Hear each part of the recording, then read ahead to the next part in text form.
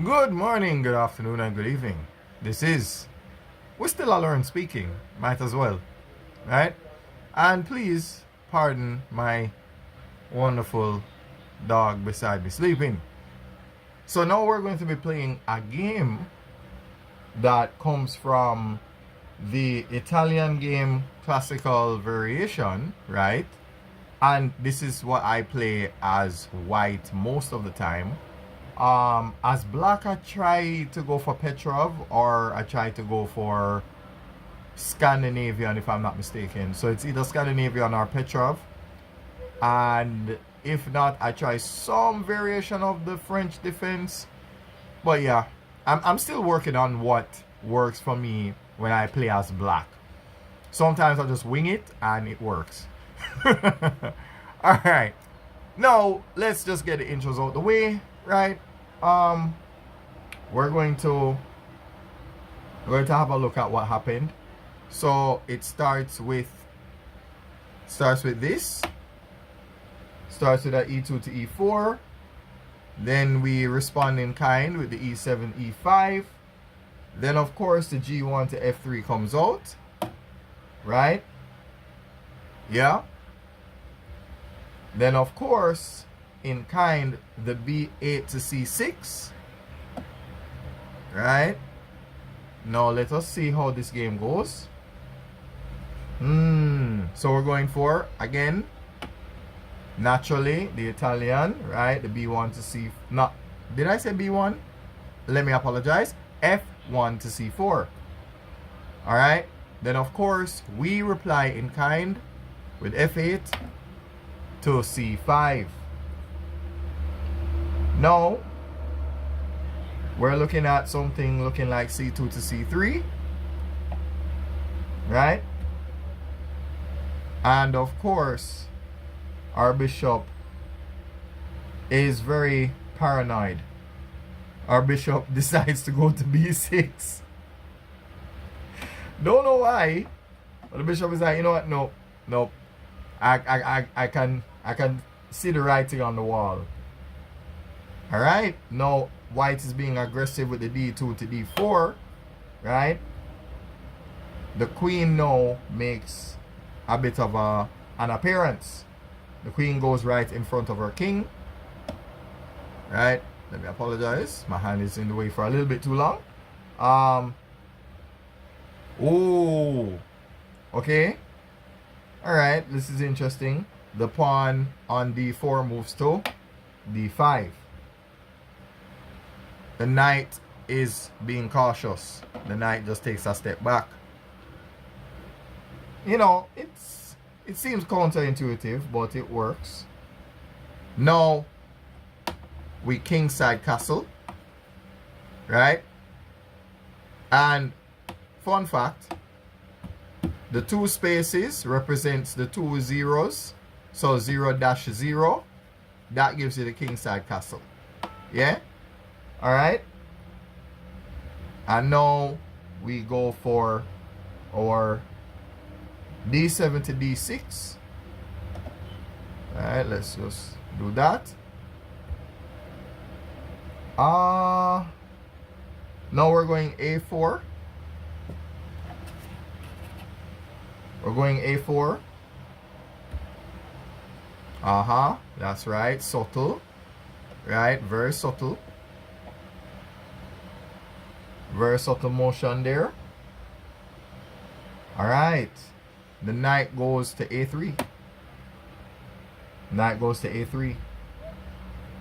Alright, now we have the bishop attempting to pin the knight by going to g4. Right? Okay. Now our bishop tries to stop the pin. Alright.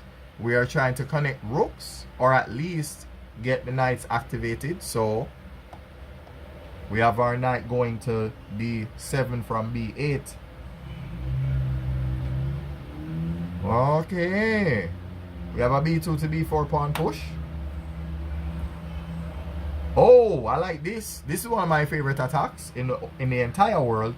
h7, h5. Yeah, this is something that I've done quite a bit.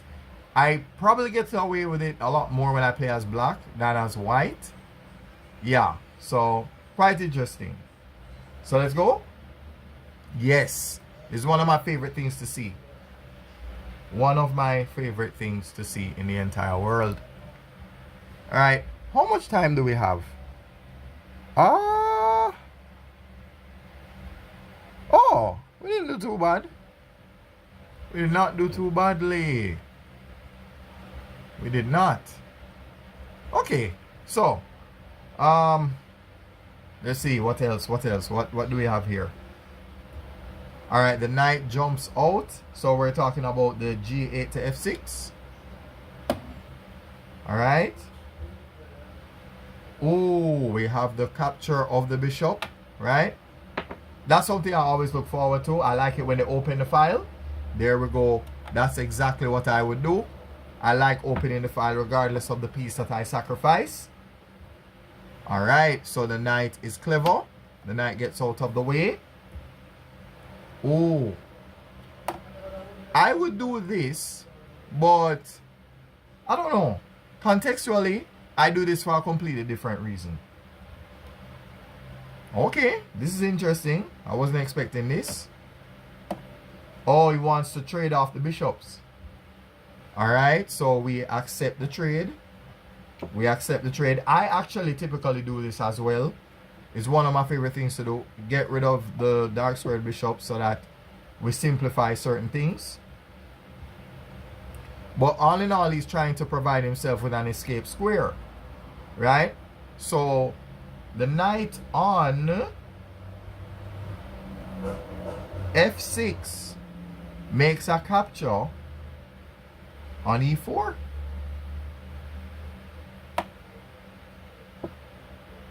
Okay.